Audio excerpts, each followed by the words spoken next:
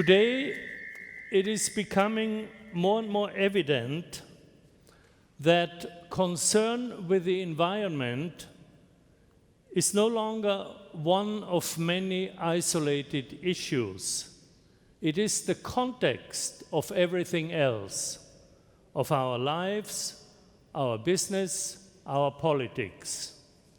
The great challenge of our time is to build and nurture sustainable communities, designed in such a manner that their ways of life, their businesses, economies, physical structures and technologies do not interfere with nature's inherent ability to sustain life. The first step in this endeavor, naturally, must be to understand how nature sustains life. It turns out that this involves a new ecological understanding of life. And indeed, such a new understanding of life has emerged in science over the last 30 years. At the forefront of contemporary science, the universe is no longer seen as a machine composed of elementary building blocks. We have discovered that the material world ultimately is a network of inseparable patterns of relationships. That the planet as a whole is a living, self-regulating system. The view of the human body as a machine and of the mind as a separate entity is now being replaced by one that sees not only the brain, but also the immune system, the bodily tissues, and even every single cell as a living cognitive system. Evolution is no longer seen as a competitive struggle for existence, but rather as a cooperative dance in which creativity and the constant emergence of novelty are the driving forces. And with the new emphasis on complexity, networks, and patterns of organization, a new science of qualities is now slowly emerging. During the last 30 years, I developed a synthesis of this new understanding of life, a conceptual framework that integrates 4 dimensions of life: the biological dimension, naturally, but also the cognitive dimension, the social dimension, and the ecological dimension. I presented summaries of this framework as it evolved in 2 books.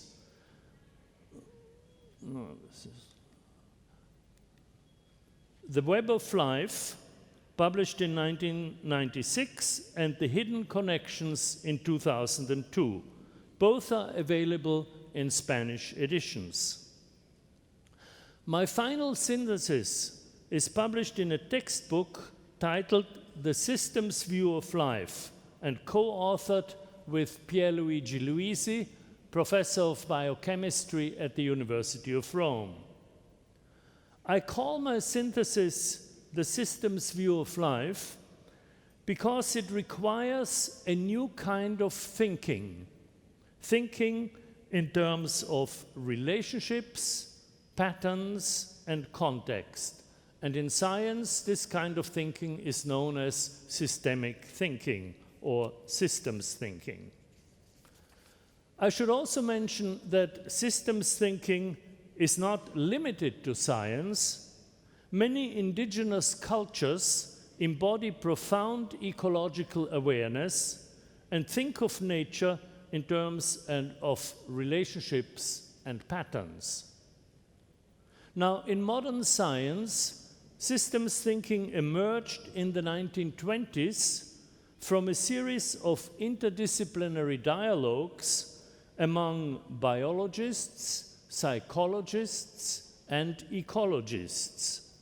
In all these fields, scientists realized that a living system, an organism, an ecosystem, or a social system is an integral whole whose properties cannot be reduced to those of smaller parts. The so-called systemic properties are properties of the whole which none of the parts have. So systems thinking involves a shift of perspective from the parts to the whole.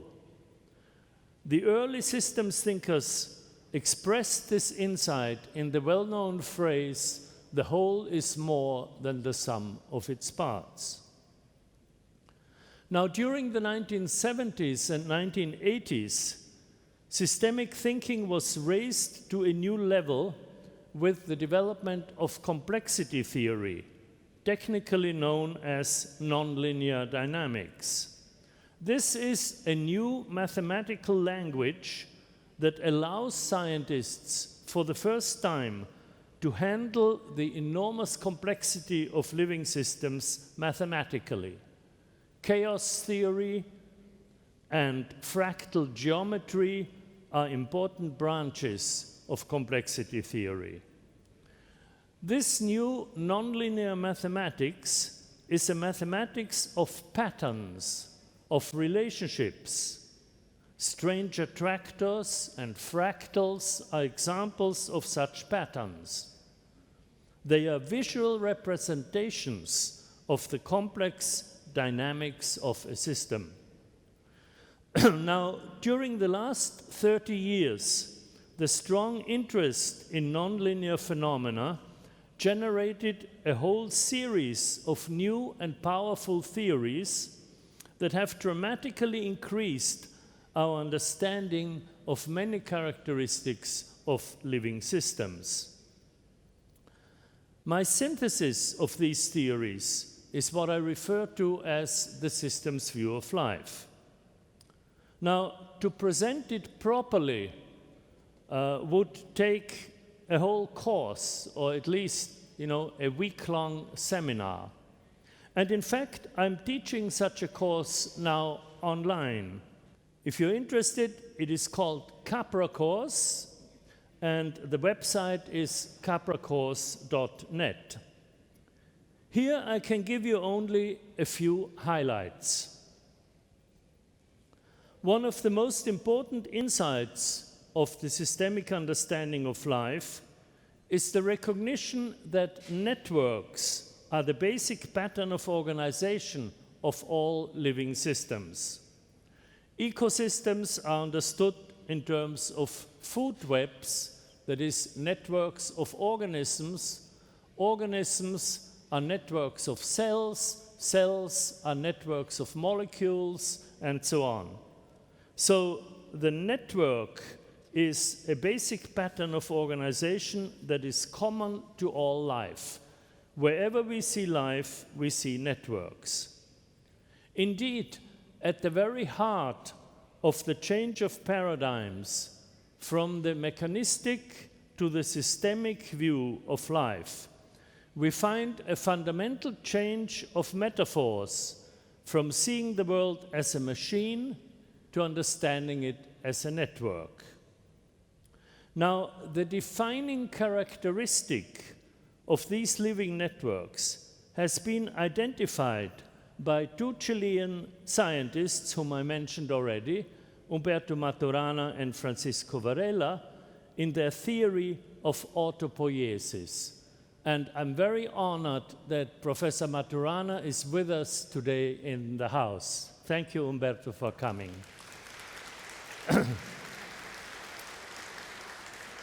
Now, autopoiesis literally means self-making. Living systems are self-generating. For example, in a cell, all the biological structures, all the proteins, the membranes, the DNA, and so on, are continually produced, repaired, and regenerated by the cellular network. Similarly, at the level of multicellular organisms, the bodily cells are continually regenerated and recycled by the organism's metabolic network. So living systems continually create or recreate themselves by transforming or replacing their components. And in this way, they undergo continual structural changes while at the same time preserving their web-like pattern of organization. And this coexistence of stability and change is indeed one of the key characteristics of life. Now, life in the social realm can also be understood in terms of networks, but here we are not dealing with chemical processes, we're dealing with communications. As everybody knows today, social networks are networks of communications. Like biological networks, they are self-generating, but what they generate is mostly non-material. Each communication creates information, ideas, and meaning, which then give rise to further communications. And so the entire network generates itself. Now, one of the most important and most radical philosophical implications of the systems view of life is a new conception of the nature of mind and consciousness, which finally overcomes the Cartesian division between mind and matter that has haunted philosophers and scientists for centuries. As you may remember, in the 17th century, René Descartes based his view of nature on the fundamental division between two independent and separate realms. That of mind, which he called the thinking thing, res cogitans, and that of matter, the extended thing, res extensa. And then, following Descartes, scientists and philosophers continued to think of the mind as a thing, as some kind of intangible entity, and were unable to imagine how this thinking thing is related to the body. The decisive advance of the systems view of life has been to abandon the Cartesian view of mind as a thing and to realize that mind and consciousness are not things but processes. This novel concept of mind was developed during the 1960s by Gregory Bateson and independently by Umberto Maturana. Bateson used the term mental process, and Maturana focused on cognition, the process of knowing. And then in the 1970s, Maturana and Varela expanded Maturana's initial work into a full theory, which has become known as the Santiago theory of cognition. Now, the central insight of the Santiago theory is the identification of cognition, the process of knowing, with the process of life. Cognition, according to Maturana and Varela, is the activity involved in the self-generation and self-perpetuation of living networks. In other words, cognition is the very process of life. The self-organizing activity of living systems at all levels of life is mental activity. The interactions of a living organism, a plant, an animal, or a microorganism, or a human, with its environment are cognitive interactions. And so life and cognition are inseparably connected. And for the first time, we now have a scientific theory that unifies mind, matter, and life. Now, I want to emphasize that my synthesis of the systems view of life is not only theory, but has very concrete applications.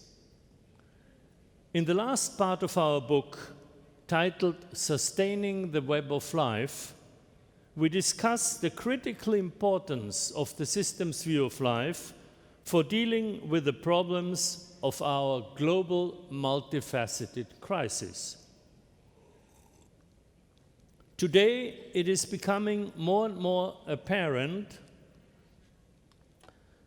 that the major problems of our time, energy, environment, climate change, economic inequality, violence and war, and so on, cannot be understood in isolation. They are systemic problems, which means that they are all interconnected and interdependent. And in the book, I drew this conceptual map of the major problems of our time, and I know you can't read the words from the distance. I just put it up to impress you that this is such a vast interconnected network. Now, these systemic problems require corresponding systemic solutions. Solutions that do not solve any problem in isolation, but deal within the context of other related problems. It's appropriate here to quote Pope Francis from his remarkable encyclical Laudato Si. The Pope writes, "Our common home is falling into serious disrepair. This is evident in large-scale natural disasters as well as social and even financial crises. For the world's problems cannot be analyzed or explained in isolation. It cannot be emphasized enough how everything is interconnected." I am extremely impressed by this papal encyclical, and I believe that Pope Francis is a truly systemic thinker.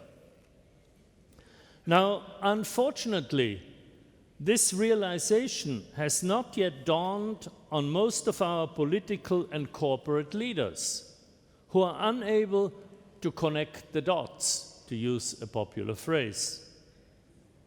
Instead of taking into account the interconnectedness of our major problems, their so-called solutions tend to focus on a single issue and thereby simply shift the problem to another system's level.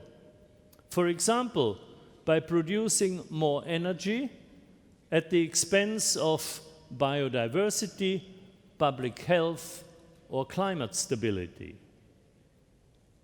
Moreover, our leaders refuse to recognize how their piecemeal solutions affect future generations.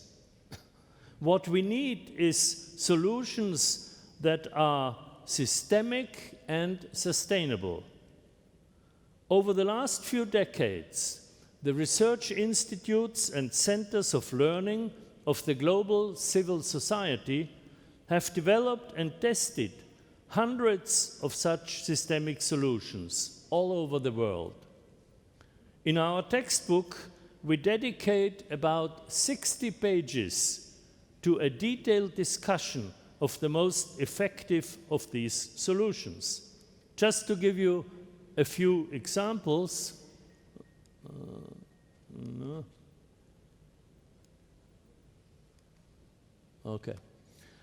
they include proposals to reshape economic globalization and restructure corporations, new forms of ownership that are not extractive but generative, A wide variety of systemic solutions to the interlinked problems of energy, food, poverty, and climate change. And finally, the large number of systemic design solutions known collectively as eco-design, which embody the basic principles of ecology. These systemic solutions provide compelling evidence that the transition to a sustainable future is no longer a technical nor a conceptual problem. It is a problem of political will and leadership. Such leadership is not limited to the political domain. Today, there are 3 centers of power in our modern society: government, business, and civil society. I believe that the cooperation between these 3 centers of power will be crucial for moving toward a sustainable future. And I would strongly suggest, if I may so, to the incoming government in Chile that they pay attention to this cooperation, to this necessary cooperation between government, business, and civil society. This is an enterprise that transcends all our differences in race or class. The earth is our common home, and creating a sustainable world for our children and for future generations is our common task. Thank you very much.